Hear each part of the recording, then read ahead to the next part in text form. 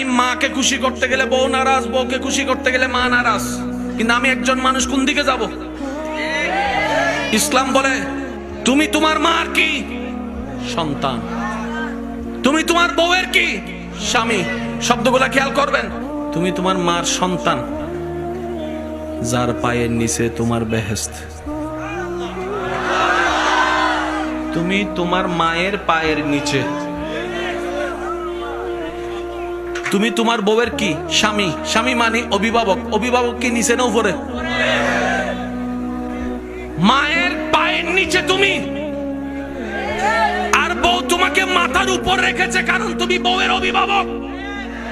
তো উপরওয়ালা তো নিচের ওয়ালার মতো হয় না, নিচের ওয়ালা তো উপরওয়ালার মতো হয় না। এবার সে বলে আমি করব কি?